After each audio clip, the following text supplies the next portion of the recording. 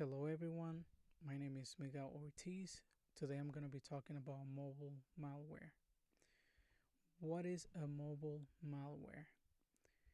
A mobile malware is a malicious software that targets the operating system of mobile phones by causing the fall down of the system and loss or leakage of private information.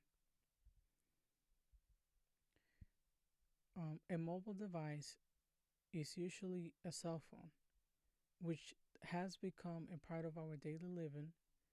They're a perfect way to stay connected with family, business partners, and to check the weather when needed. Because of our need to have a mobile device, such as iPhones, tablets, or Android devices, they usually contain lots of sensitive information, like a list of contacts, records of outgoing and incoming calls, text messages, emails, GPS, health records, and a calendar of the activities that we do every single day. And for those reasons, mobile devices are very, very attractive for hackers. And that put us at risk of some damages, such as financial loss, privacy, and confidentiality. Now, I want to talk about some security recommendations, such as Wi Fi. When we go on a local Wi Fi, we have to make sure that we use protected Wi Fi, such as HTTPS or WPA connections to keep unwanted third parties from snooping or carrying out man in the middle attacks between you and your web destination. Another security recommendation is do not break or jailbreak your phone or get root access, because when you jailbreak your phone, it increases the risk of infection from untrusted third parties due to your security being removed from the device. My third recommendation is antivirus protection. You need to install antivirus protection from trusted vendors such as Bitdefender or Avis, then run it regularly to ensure your device is free of malwares. My other point is consistency. Only download apps from trusted sources and keep your phone up to date. Now I'm going to show you a mobile malware timeline, or a peek into malicious programs that target mobile devices. In the year 2000, Timofonica was the first virus discovered by Russian and Finnish antivirus labs. This virus used to send mass messages to GSM phones, so phones that don't use the SIM cards. In the year 2004, the Kabir the worm, a virus that spread via Bluetooth, targeted the Symbian operation system that was used on most mobile phones at the time. Another discovery was in the year 2007, the FlexiSpy, the first mobile spyware. Attackers used this software to record phone calls and collect text messages. The other discovery was in the year 2011. It was the evolution of Kabir. This newer version turned lethal for Android devices. The malware either installs itself or was installed on devices by unwitting mobile users to perform functions without their knowledge. Another discovery was in 2013, Fake Defender, the first ransomware to break through, targeting Android devices and displaying fake security alerts to get victims to buy an app to remove the fake threats. Types of malwares. An effective malware can spread without end user action or by having the end user started unknowingly before it can try to infect other innocent files. Spyware and malware. This malware collects data from the victim's mobile to spam the device with ads. It collects such as the GPS locations, passwords, contacts, and sends them to third parties. Another type is a drive by download. It infects a device by opening a malicious website or text message or email. Once installed in the device, it can install spyware, malware, and adware, or worse, malware such as a bot that can use a mobile device as a platform to send viruses to other people or hack the network. Another type is the virus or trojans. It's a malicious program to steal passwords and banking information. Another type is mobile phishing. Mobile phishing is an attack where scammers send fake text messages to trick a user into clicking a link. If clicked, the malicious code creates a link that intercepts the emails and web traffic to and from the mobile device. And we also have browser exploits. Browser exploits take advantages of non security flaws in your browser. For example, bugs, bugs in the browser that allows a malicious website to modify its real URL or the web address and show a fake page instead, usually one for legitimate sites. Now, I want to show you an example of drive-by download malware. So it starts with the user. So the user downloads a malicious app without knowing. Once the app is installed, the malware sends premium text messages without the user's knowledge. Once it is sent, it sends by an aggregator or wireless provider. A wireless provider is the person that runs or the software that runs in the network and sends your bills.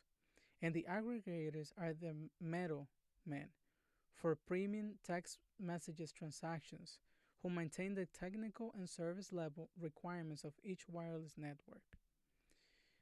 A malware is a software that performs malicious actions when installed. And the malware author are people who create or code the malware. So once the messages are sent by the aggregator and wireless provider, the malware blocks messages and confirm charge. Once the charge is confirmed, then the user is billed frequently. And after that, the malware author gets the money. So that's how download, the driver download works on a mobile device. Now I want to talk about mobile security challenges. For example, the applications. Applications, the threat for the application comes from the fact that many apps require certain permissions from the user, like permissions to access the camera, contact information, emails, and GPS location. Any combination of these permissions can be used to create an authorized gateway into users' data. The other mobile security challenge in the industries. Companies are adapting to bring your own device strategy, which is um, instead of the company providing a phone, you will bring your own device. And because of that, companies cannot wipe the device remotely or encrypt the device. And for those reasons, they're unable to manage the devices because their devices don't belong to them, it belongs to the person who bought it. Now I want to talk about statistics on data loss and data breaches. Um, you need to know that one laptop is stolen every 53 seconds. 70 million users, there are 70 million smartphones are lost each year with only 7% recover.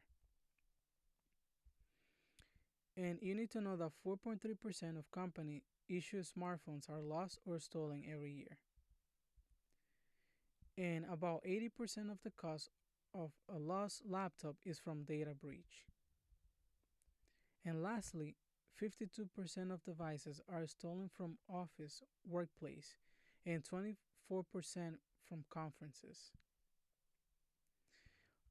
Now I'm going to show you a graph of the number of smartphone users worldwide from 2016 to 2021.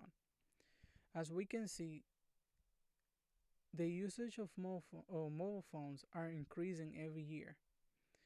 Um, it went from 1.06 billions in 2012